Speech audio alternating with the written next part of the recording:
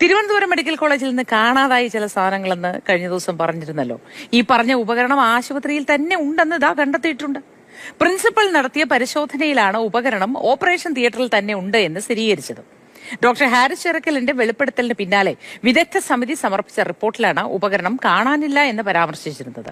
കേരളത്തിലെ ആരോഗ്യരംഗം എന്താണ് എന്ന് വെളിപ്പെടുത്തിയ ഡോക്ടർ ഹാരിസിനെതിരായി ആരോഗ്യമന്ത്രിയുടെ നേതൃത്വത്തിലാണ് ഗൂഢാലോചന. അയാളെ അപകീർത്തിപ്പെടുത്താൻ, അയാളെ അപമാനിക്കാൻ ഇന്നും സൂപ്രണ്ടും പ്രിൻസിപ്പലും കൂടി കേരളം മുഴുവൻ ആദരിക്കുന്ന ആ ഡോക്ടറെ അപകീർത്തിപ്പെടുത്താൻ വേണ്ടി പത്രസമ്മേളനം നടത്തി. ബാക്കിയുള്ള ആരോഗ്യ പ്രവർത്തകരുടെ വായടപ്പിക്കാൻ ആരോഗ്യമന്ത്രിയുടെ നേതൃത്വത്തിൽ നടക്കുന്ന ഗൂഢാലോചനയാണ്. അതിനെ ഞങ്ങൾ ചെറുത്തു തോൽപ്പിക്കും. ഡോക്ടർ ഹാരിസിന്റെ മീതെ ഒരു നുള്ളും മണ്ണുവാരിയിടാൻ കേരളത്തിലെ പ്രതിപക്ഷം സമ്മതിക്കില്ല. അദ്ദേഹത്തെ ഞങ്ങൾ പ്രൊട്ടക്ട് ചെയ്യും. ആരോഗ്യ കേരളം വെന്റിലേറ്ററിലാണ് എന്നുള്ള ദുഃഖകരമായ വെളിപ്പെടുത്തലാണ് അദ്ദേഹം നടത്തിയത്. മുന്നറിയിപ്പാണ്. ₹1 കൈക്കൂലി വാങ്ങിക്കാത്ത ഒരാളെ കുറിച്ച്, രോഗികൾക്ക് വേണ്ടി എന്തും ചെയ്യാൻ മടിക്കാത്ത, എന്ത് വേണമെങ്കിലും അവർക്ക് വേണ്ടി ചെയ്യാൻ ശ്രമിക്കുന്ന ഒരാളെ കുറിച്ച്, രോഗികൾക്ക് വേണ്ടി ജീവിക്കുന്ന ഒരാളെ കുറിച്ച്, ഒരു ബൈക്കിൽ മെഡിക്കൽ കോളേജിൽ എത്തുന്ന ഒരാളെ കുറിച്ച് ആണ് മോഷണക്കുറ്റത്തിൽ പ്രതിയാക്കി വേട്ടയാടാൻ ശ്രമിച്ചത്. കഫീൽ ഖാനെ BJP സർക്കാർ വേട്ടയാടിയതിനേക്കാൾ ക്രൂരമായിട്ടാണ് ഡോക്ടർ ഹാരിസിനെ ആരോഗ്യമന്ത്രിയുടെ നേതൃത്വത്തിൽ ഈ വേട്ടയാടുന്നത്. ഗൂഢാലോചന നടത്തി വേട്ടയാടുക.